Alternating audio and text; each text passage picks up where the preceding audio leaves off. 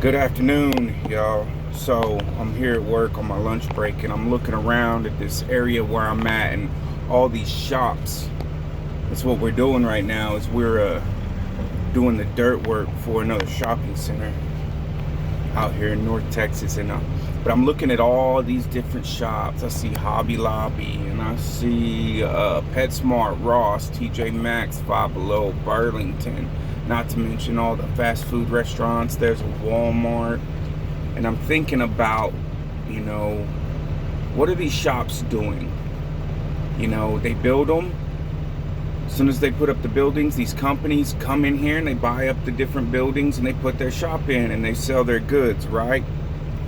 Because we go to work, we get our paychecks, and then we buy these goods, right? Buy all this stuff. Because I'm thinking about, man, how all these shops stay in business? Because people are constantly in there buying stuff, right? It's pretty simple. If they wasn't buying, they wouldn't stay open. So people are buying this stuff. They're buying clothes. They're buying decorations for their house. They're buying all kinds of stuff for their pets.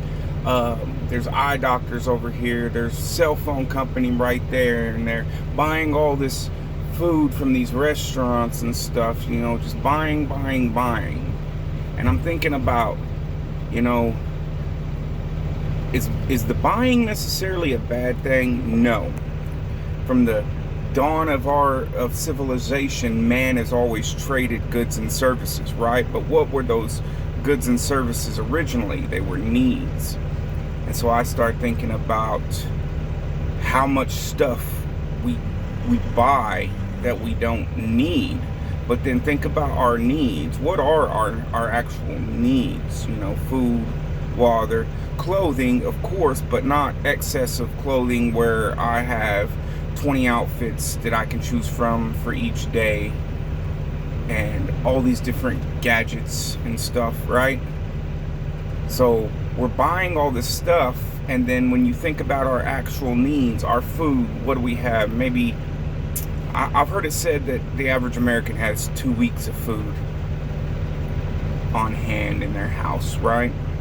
Because we don't have to go stockpile food. We don't have to go stockpile water. We don't have to go stockpile different kinds of clothes. Each season we buy new clothes for that season. Maybe we have a few coats put back and stuff, but we tend to get rid of stuff. And it just makes me think about how we go to work, we make this money, we spend so much time buying excess, but almost no time stocking up our needs, right? Like, if everything were to collapse, if society were to collapse, if the infrastructure was to break down, what do we have on deck? What do we have to survive? Because we're not trained, we're not used to stockpiling our needs. We're used to blowing our money on all this excess. It's just something to think about. You think that our mindsets have been strategically trained that way over generations? You think it's something new to this current generation that we have so much pleasures and comforts and excess? How much stuff do you have at home stockpiled? Do you have more of your needs, or do you have more accessory? I know I'm asking myself the same question, because I definitely have more excessiveness than I do my needs. But that needs to change. It needs to change for all of us. How much longer are we going to be able to do this?